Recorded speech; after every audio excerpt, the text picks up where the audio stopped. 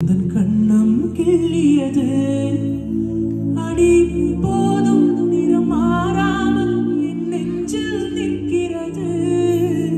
அங்கு பட்டு சேலைகளும் நகை நட்டு பாத்திரமும்